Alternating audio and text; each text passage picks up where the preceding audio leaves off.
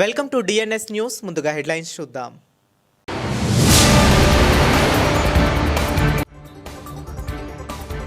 Ramagundam police commissioner Ambar Kishore Jha ఆదేశాల మేరకు Ramagundam railway స్టేషన్లో పోలీసుల విస్తృత తనిఖీలు.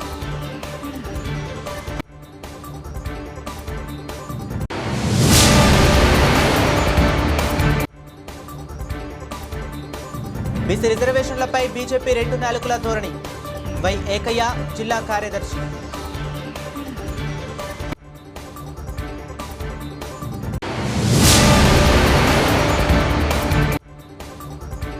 దసరా దీపావళి వేడుకల కోసం సింగరేణి స్టేడియంను యుద్ధ ప్రాతిపదికన ముస్తాబు.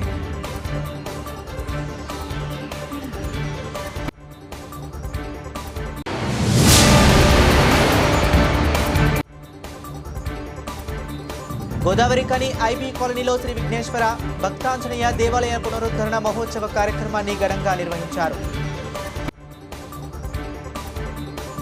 భారతీయ జనతా పార్టీ వేమనపల్లి మండల అధ్యక్షులు ఏటా మధుకర్ ఆత్మహత్యకు కారకులైన మాజీ జెడ్పీటీసీ రుద్రభట్ల సంతోష్ కుమార్తో పాటు ఇతర కాంగ్రెస్ నాయకులను కాంగ్రెస్ పార్టీ నుంచి బహిష్కరించాలని బీజేపీ రాష్ట్ర కార్యవర్గ సభ్యులు కొయ్యల ఏమాజీ డిమాండ్ చేశారు. ఈ సమావేశంలో బీజేపీ మాజీ జిల్లా ఉపాధ్యక్షులు పులగం తిరుపతి, సీనియర్ నాయకులు గోవర్ధన్, జిల్లా కౌన్సిల్ సభ్యులు శ్రవణ్ కుమార్, ఎస్సీ మోర్చా జిల్లా కార్యదర్శి కాల్లేపల్లి నవీన్ కుమార్, ఎస్సీ మోర్చా జిల్లా కార్యవర్గ సభ్యులు నర్సింగ్, బీజేపీ పట్టణ ప్రధాన కార్యదర్శి అరవింద్ పాల్గొన్నారు. వేమనపల్లి మండల అధ్యక్షులు ఏట మధుకర్ గారు చనిపోయి ఈ రోజుకి 8 రోజులు అవుతా ఉంది. కానీ నిందితులను అరెస్ట్ చేయడంలో పోలీసులు పూర్తిగా విఫలమైందని చెప్పేసి మనం భావిస్తాము.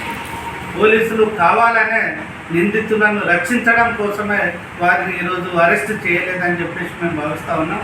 మరి నిందితుల్లో ముఖ్యమైనటువంటి నిందితులు రుద్రభట్ల సంతోష్ కుమార్, మాజీ జెడ్పీటీసీ మరియు కాంగ్రెస్ పార్టీ మండల అధ్యక్షులు సాబీర్ అలీతో పాటు ఇంకా కొంతమంది ముఖ్యమైనటువంటి వాళ్ళంతా కూడా స్థానిక ఎమ్మెల్యే గడ్డం వినోద్ గారి యొక్క ఫామ్ హౌస్లో హైదరాబాద్లో తలదాచుకున్నారని చెప్పేసి మాకు విషయం అర్థమవుతూ ఉంది. మరి వారికి ఆయనే రక్షణ కల్పిస్తూ వారిని అరెస్ట్ చేయకుండా కాపాడుతున్నారని చెప్పేసి మేము భావిస్తూ ఉన్నాం. కాబట్టి వారిని ఇప్పటికైనా వెంటనే అరెస్ట్ చేయాలని చెప్పేసి పోలీస్ అధికారులను మేము డిమాండ్ చేస్తూ ఉన్నాం. పోలీసులు నిష్పక్షపాతంగా విచారణ జరిపి కేసును నీరుగార్చే ప్రయత్నం చేయకుండా మరి అసలైనటువంటి దోషులందరినీ 13 మందిని వెంటనే అరెస్ట్ చేయాలని చెప్పేసి మేము కోరుతా ఉన్నాం. అదేవిధంగా మరి స్థానిక ఎమ్మెల్యే గడ్డం వినోద్ గారు మొన్న ప్రెస్ మీట్ పెట్టేసి మరి మధుకర్ హంతకులు ఎవరైతే ఉన్నారో వాళ్ళందరినీ శిక్షించాలని చెప్పేసి ప్రెస్ మీట్లో చెప్పడం జరిగింది. కానీ ఒకవైపు అరెస్ట్ చేయాలని చెప్తూనే మరి వారిని కాపాడుతున్నది కూడా ఆయన వినోద్ గారే. కాబట్టి మరి ఈ రకంగా ద్వంద్వ నీతి పాటిస్తూ ప్రజల్ని మోసం చేస్తున్నటువంటి గడ్డం వినోద్ ముందు ప్రజలకు క్షమాపణ చెప్పాలని చెప్పేసి మేము భారతీయ జనతా పార్టీ నుంచి డిమాండ్ చేస్తూ ఉన్నాం. అదేవిధంగా ఈ మధుకర్ చావుకు కారణమైనటువంటి కాంగ్రెస్ నాయకులు ఎవరైతే ఉన్నారో ముందు వారిని కాంగ్రెస్ పార్టీ నుంచి బహిష్కరించి మీరు చిత్తశుద్ధిని నిరూపించుకోవాలని చెప్పేసి మేము డిమాండ్ చేస్తూ ఉన్నాం. మరి ఈ రకంగా వారిని ఒకవైపు కాపాడుకుంటూ మరి ఇంకొక వైపు ప్రజల సానుభూతి పొందడానికి వారిపైన చర్య తీసుకోవాలని చెప్పేసి మరి డ్యూయల్ రోల్ పోషించడం అనేది సరైనటువంటి పద్ధతి కాదని చెప్పేసి వినోద్ గారిని హెచ్చరిస్తూ ఉన్నాం. మీకు ఇప్పటికైనా చిత్తశుద్ధి ఉంటే బాధిత కుటుంబాన్ని ఇప్పటి వరకు మీరు ఎందుకు పరామర్శించలేదు అని చెప్పేసి మేము ప్రశ్నిస్తూ ఉన్నాం. మీరు ఇప్పటికైనా మన బాధిత కుటుంబానికి వెంటనే న్యాయం చేయాలి. వారికి ఇందిరమ్మ ఇంటిని వెంటనే మంజూరు చేసి వారిని కాపాడాలని చెప్పేసి కోరుతా ఉన్నాను. అదేవిధంగా మీ ప్రభుత్వం వల్లనే ఆయన చనిపోవడం జరిగింది కాబట్టి మీ కాంగ్రెస్ పార్టీ నాయకుల వేధింపుల వల్లనే ఆయన చనిపోవడం జరిగింది కాబట్టి ముందు మీరు ప్రభుత్వం నుంచి వారి కుటుంబానికి 25 లక్షల రూపాయల నష్టపరిహారం ఇప్పించాలని చెప్పేసి మేము డిమాండ్ చేస్తూ ఉన్నాం. మీరు పోలీసులు మీరు నిందితులను కాపాడితే వారిని అరెస్ట్ చేయకపోతే మరి సిపి కార్యాలయాన్ని ముట్టడిస్తాం, ఎమ్మెల్యే కార్యాలయాన్ని ముట్టడిస్తామని చెప్పేసి హెచ్చరిస్తాం. రాష్ట్రంలో బీసీ వర్గాలకు 42% స్థానిక సంస్థల ఎన్నికల్లో రిజర్వేషన్ల బిల్లును గవర్నర్ రాష్ట్రపతి ఆమోదించని వైఖరిని నిరసిస్తూ జీవో 9 ఆర్డినెన్స్పై రాష్ట్ర హైకోర్టు స్టే విధించడాన్ని వ్యతిరేకిస్తూ రాష్ట్రంలోని బీసీ సంఘాలు ఐక్యంగా ఈ నెల 18న రాష్ట్ర బంద్కు పిలుపునిచ్చిన నేపథ్యంలో ఈ బంద్కు భారత వికలాంగుల హక్కుల పరిరక్షణ సమితి సంపూర్ణ మద్దతు ప్రకటిస్తున్నట్లు రాష్ట్ర అధ్యక్షులు గిద్దే రాజేష్ తెలిపారు. శుక్రవారం చింవెల మండలం గుంపుల గ్రామంలో ఆయన మాట్లాడారు. ఈ కార్యక్రమాలకు భారత వికలాంగుల హక కల్లూరి ఈదయ్య బాబు, మామిడి శివ, శివరాత్రి బుక్కయ్య తదితరులు పాల్గొన్నారు. తెలంగాణ రాష్ట్ర స్థానిక సంస్థల ఎన్నికల్లో బీసీలకు 42% రాజకీయ రిజర్వేషన్ కల్పించేటటువంటి అంశాన్ని మరి తెలంగాణ రాష్ట్ర శాసనసభలోను శాసన మండలిలోను బిల్లు ఆమోదం పొంది మరి రాష్ట్ర ప్రభుత్వం కూడా జీవో నెంబర్ 9ను తీసుకువచ్చి మరి ఆ యొక్క బీసీలకు 42% రిజర్వేషన్ కల్పించేటటువంటి అంశాన్ని మరి గవర్నర్ గారు ఆమోదం కోసం పంపినటువంటి సందర్భంలో గవర్నర్ గారిని కానివ్వండి, రాష్ట్రపతి గారు కానివ్వండి మరి ఆ బిల్లును ఆమోదించకుండా తిరస్కరించి ఇవాళ హైకోర్టులో కూడా జీవో నెంబర్ 9పై స్టే విధించడం పట్ల రాష్ట్ర వ్యాప్తంగా మరి బీసీ సంఘాలు చేస్తున్నటువంటి ఏదైతే ఈ యొక్క బీసీల 42% రిజర్వేషన్ కోసం రేపు తలపెట్టినటువంటి రాష్ట్ర బంద్ ఏదైతే ఉందో ఆ బంద్కు భారత వికలాంగుల హక్కుల పరిరక్షణ సమితి రాష్ట్ర కమిటీ పక్షాన మేము సంపూర్ణమైనటువంటి మద్దతును ప్రకటిస్తున్నాం. ముఖ్యంగా ఈ తెలంగాణ రాష్ట్రంలోనే కాదు దేశంలో కూడా బీసీలు ఏండ్ల తరబడి రాజ్యాధికారానికి దూరమై స్వతంత్రం వచ్చిన దగ్గర నుంచి కూడా జనాభా పరంగా ఎక్కువ సంఖ్యలో ఉన్నప్పటికీ కూడా ఇలా రాజకీయ అవకాశాల్లో మాత్రం తీవ్రంగా మరి వాళ్ళు నిరాశ జరుగుతుంది. ఎప్పుడు కూడా బీసీ సామాజిక వర్గాలకు రాజ్యాధికారం నేటి వరకు కూడా సమాన ప్రాతిపదికన జనాభా ప్రాతిపదికన దక్కపోవడం అనేటటువంటిది బాధాకరం. మా వికలాంగుల సమాజం కూడా ఒక పక్క మాకు కూడా చట్టసభలలో మా జనాభా దామాషా ప్రకారం రాజకీయ రిజర్వేషన్ కావాలని మేము కూడా పోరాటం చేస్తున్నాం.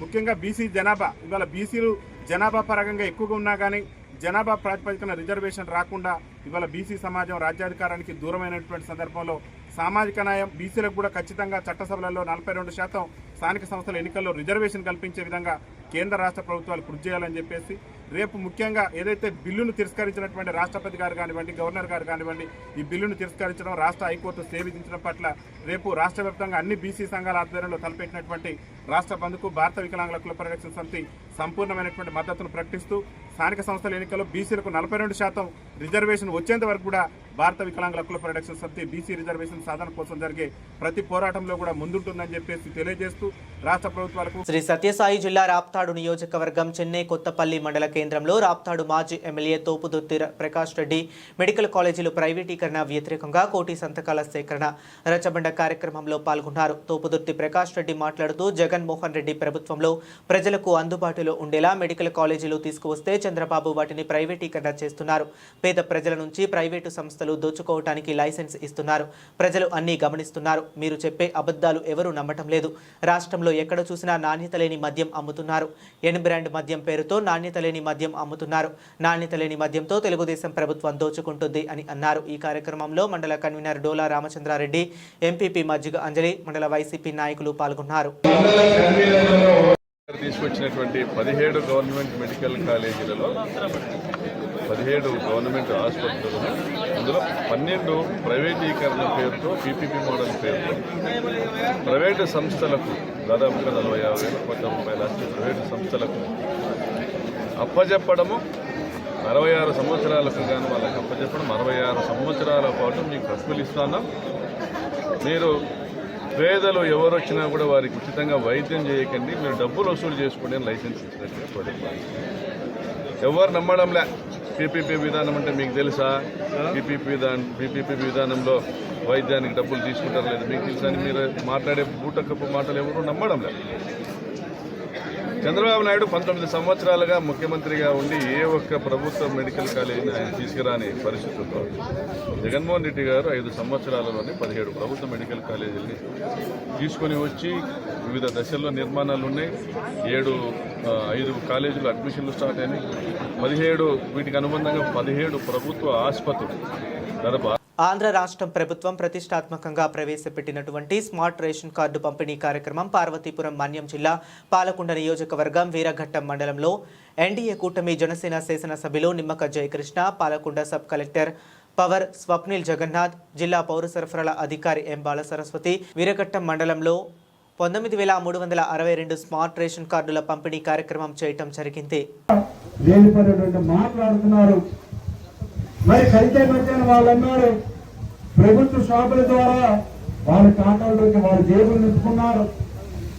కానీ ఈరోజు ఒక నాణ్యమైనటువంటి మద్యాన్ని ఈరోజు ఈ కూటమి ప్రభుత్వంలో అందిస్తుంటే కల్తీ మద్యం మీ ప్రభుత్వంలో జరిగింది, మీరే చేయిస్తున్నారని మా మీద లేనిపోయినటువంటి రాతలు రాస్తున్నారని ఇవన్నీ కూడా నమ్మొద్దని మా మహిళలకి అలాగే మా సోదరులందరికీ కూడా నేను తెలియజేస్తా ఉన్నాను. అలాగే ఉచిత గ్యాస్ సిలిండర్లు ఆ రోజు ఎన్నికల్లో చెప్పాం, మరి 3 సిలిండర్లు ఇస్తామన్నాం. కొంతమంది మా మహిళా సోదరులను నేను గ్రామాలు వెళ్తే వాళ్ళ డౌట్లు నాకు అడుగుతా ఉన్నారు. ఉచిత గ్యాస్ సిలిండర్ అంటే అమ్మా మీ ఖాతాల్లో డబ్బులు పడతాయి, ఏవైతే సబ్సిడీ ఉందో ఆ సబ్సిడీ డబ్బులన్నీ కూడా మీ ఖాతాల్లో పడతాయి. ఖచ్చితంగా మేము అన్ని కూడా 3 సిలిండర్లు మరి మీ అందరికీ ఇచ్చామని ఈ సందర్భంగా నేను తెలియజేస్తా ఉన్నాను. అలాగే డిఎస్సి ద్వారా ఆ డిఎస్సి సంబంధించి ఎమ్మెల్యే వచ్చిన తర్వాత మొట్టమొదటి గెలిచిన ఎమ్మెల్యేగా, కానీ అతను ఎన్నో సంవత్సరాలుగా ఎన్నో పర్యావరణకు గెలిచిన ఒక అనుభవమైన ఎమ్మెల్యేగా అనుభవంతో ప్రజలకు మంచి స్మార్ట్ కార్డు విధానంలో రేషన్ పంపిణీతో వినియోగదారులకు సక్రమంగా సరుకులు అందడమే కాకుండా రాష్ట్రంలో ఎక్కడైనా రేషన్ తీసుకునే అవకాశం ఉంటుందని పార్వతీపురం ఎమ్మెల్యే బోనెల విజయ్ చంద్ర అన్నారు. శుక్రవారం పార్వతీపురం మండలం నర్సీపురం గ్రామంలో స్మార్ట్ కార్డు పంపిణీ కార్యక్రమంలో పాల్గొన్నారు. ఆయన మాట్లాడుతూ పారదర్శకంగా ప్రభుత్వ సంక్షేమ పథకాలు అందించడమే కూటమి ప్రభుత్వ లక్ష్యమని అన్నారు. ఈ కార్యక్రమంలో ఏఎంసీ చైర్మన్ గుట్టాపు గౌరీ వెంకటరమణ, టీడీపీ నాయకులు, కార్యకర్తలు తదితరులు పాల్గొన్నారు.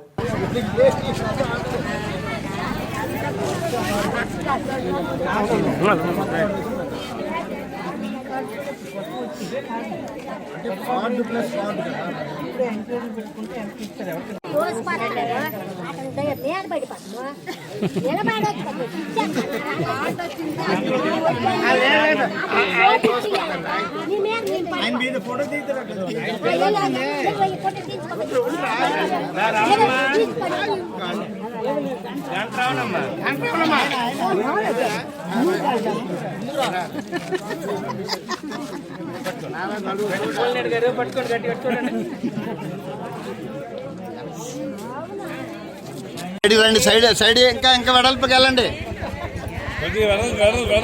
అమ్మ, కొంచెం ఎడమ వెడల్పుగా ఉండండి అమ్మ.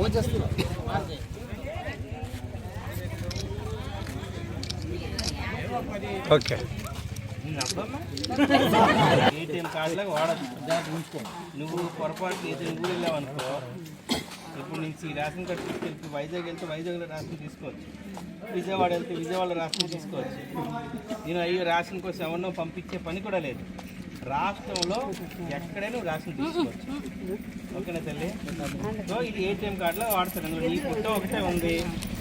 ఇక్కడ భారతదేశం జాతీయ సేవ ఉంది, ఆంధ్రప్రదేశ్ రాజకీయ దేవుడు చెప్పి చదవని ఫోటో ఎవరి ఫోటో ఏదైతే ఈ ఫోటో ఇదే కాదు.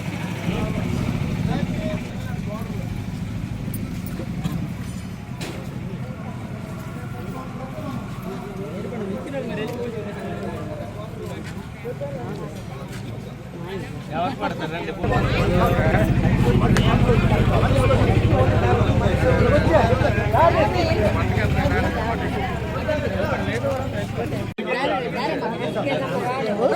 అమ్మా ఎలా చూడమ్మా.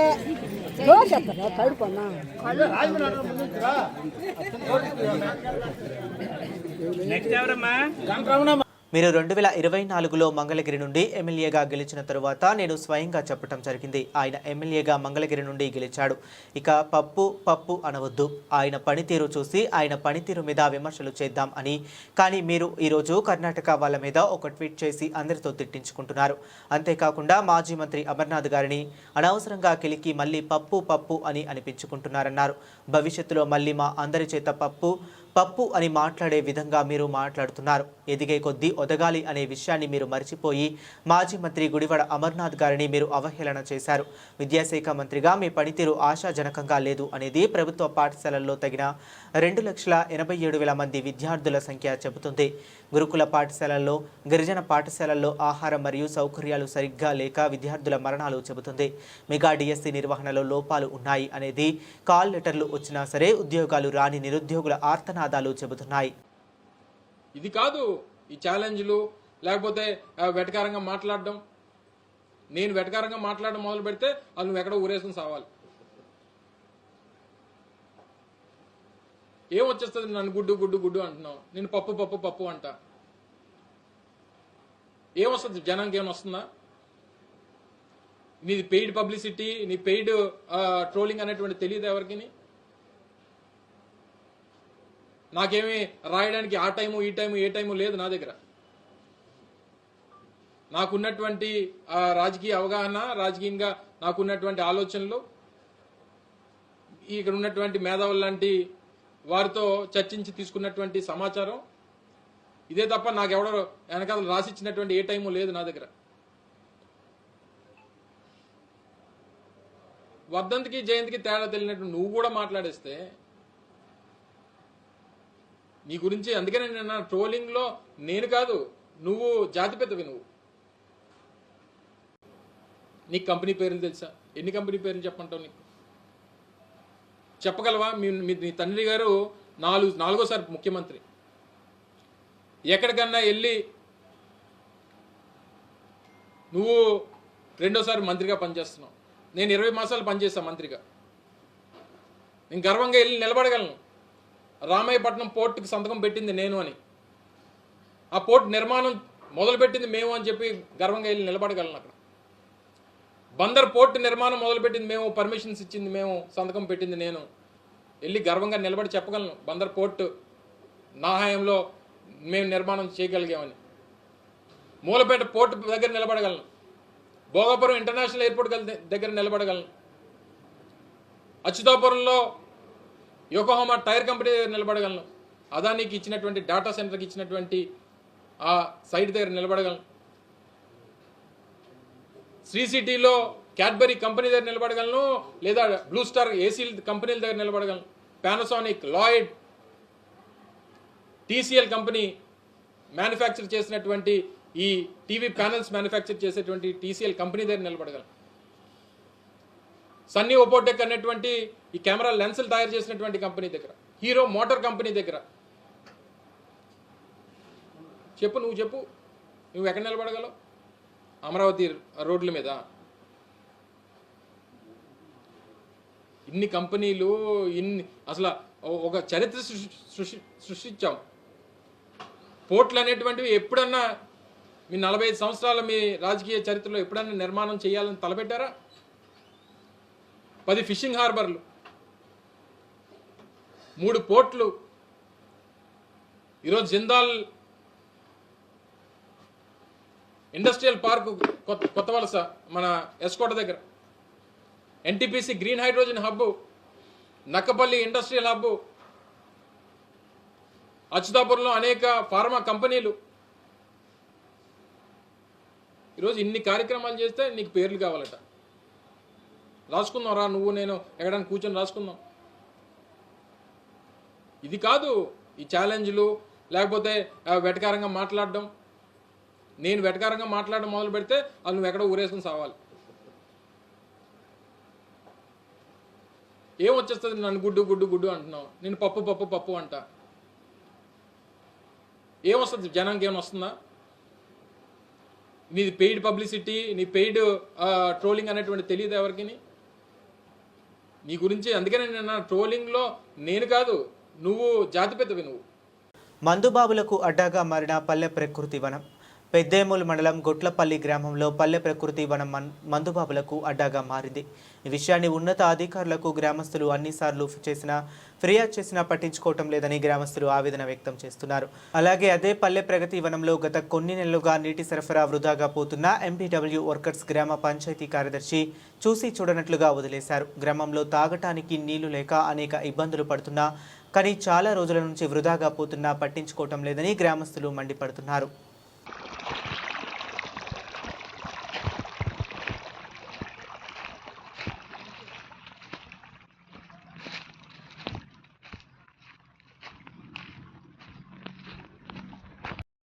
ఏలేశ్వరం తహసీల్దార్ కార్యాలయం వద్ద ఎంఆర్పీఎస్ జిల్లా అధ్యక్షుడు అనంతపురపు రాజు ఆధ్వర్యంలో నిరసన కార్యక్రమం చేపట్టారు. ఈ సందర్భంగా మీడియాతో మాట్లాడుతూ భారతదేశ సుప్రీంకోర్టు ప్రధాన న్యాయమూర్తి బిఆర్ గవాయిపై గుర్తు తెలియని వ్యక్తులు దాడి చేయడంపై ప్రతి మండల తహసీల్దార్ కార్యాలయం వద్ద ఎంఆర్పీఎస్ కార్యాలయం నాయకులంతా ధర్నా చేపట్టడం జరిగిందని, దేశవ్యాప్తంగా దళితులపై దాడులు పెరిగిపోతున్నాయని, దళితులను చిన్నచూపు చూడటం తగదని ఆయన అన్నారు.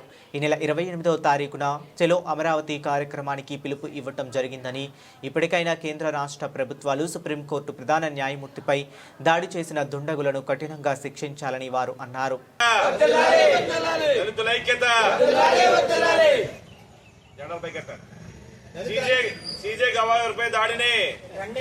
నమస్కారం. ఈ రోజున మరి భారత ప్రధాన న్యాయమూర్తి సిజే గవాయిపై మరి సుప్రీంకోర్టులో దాడి జరగడాన్ని మేము తీవ్రంగా ఖండిస్తున్నాం.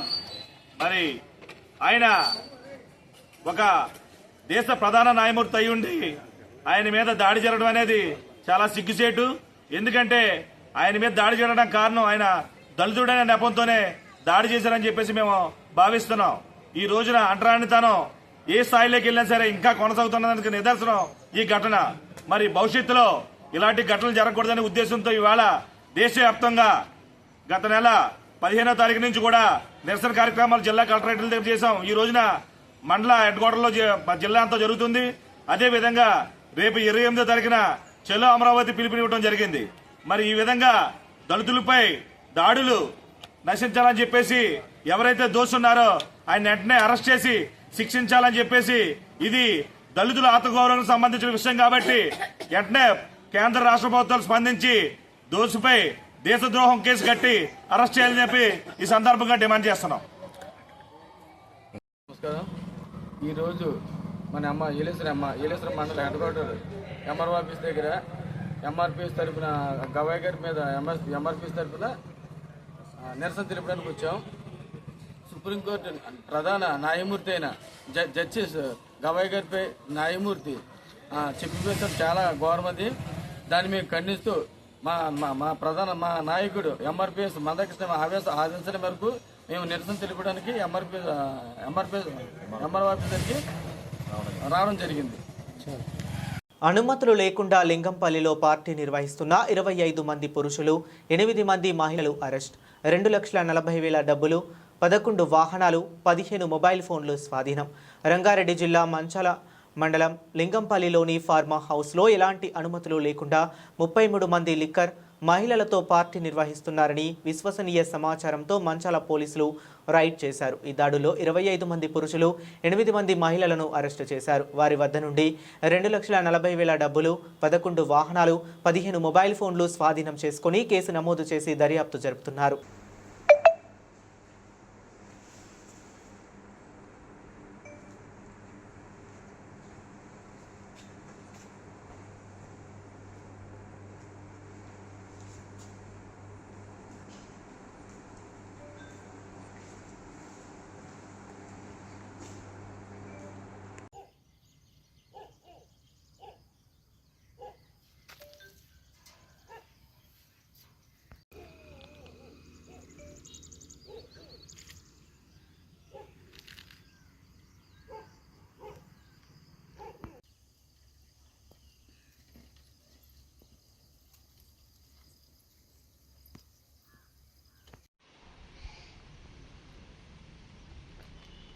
పెద్దపల్లి జిల్లా సుల్తానాబాద్ మండలం గుర్రేపల్లి లో ఓ చికెన్ సెంటర్ వద్ద ఘర్షణ చోటు చేసుకుంది. చికెన్ కొనుగోలుకు వచ్చిన వినియోగదారుడు నిర్వాహకులతో గొడవకు దిగాడు.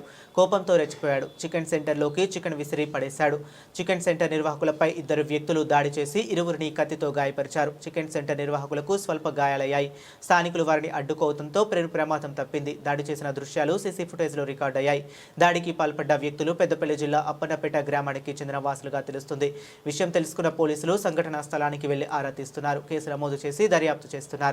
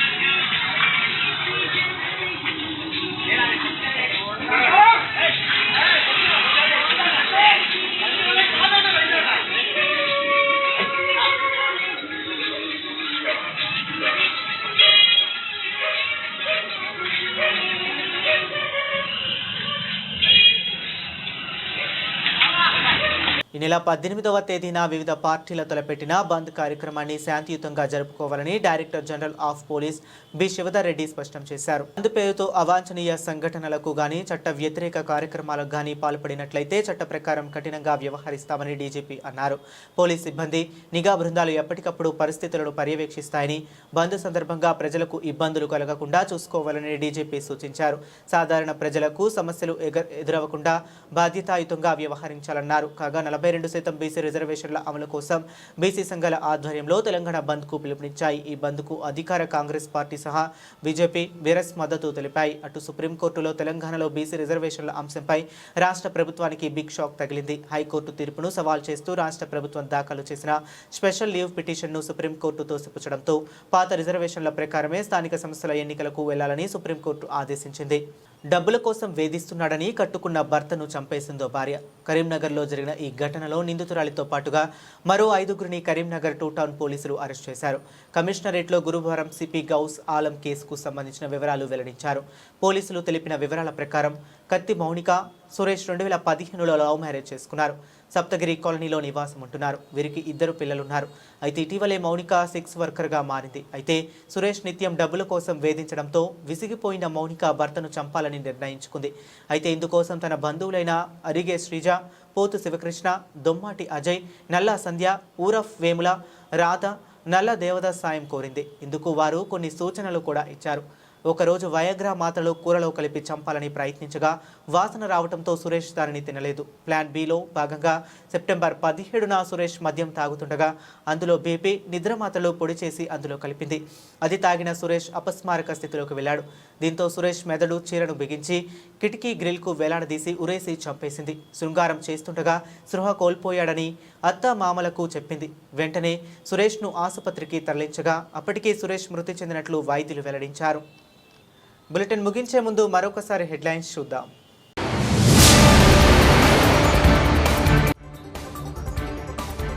రామగుండం పోలీస్ కమిషనర్ అంబర్ కిషోర్ జా ఆదేశాల మేరకు రామగుండం రైల్వే స్టేషన్లో పోలీసుల విస్తృత తనిఖీలు.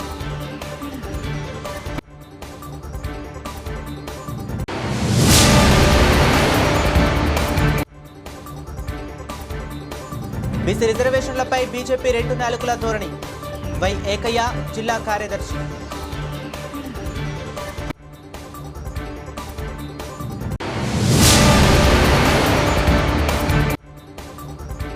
దసరా, దీపావళి వేడుకల కోసం సింగరేణి స్టేడియంను యుద్ధ ప్రాతిపదికన ముస్తాబు.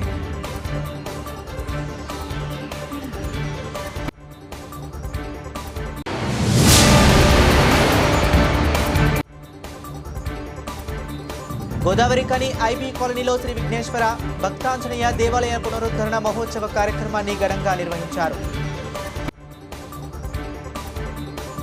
ఇవి ఇప్పటి వరకు ఉన్న అప్డేట్స్. మరిన్ని అప్డేట్స్ కోసం చూస్తూనే ఉండండి.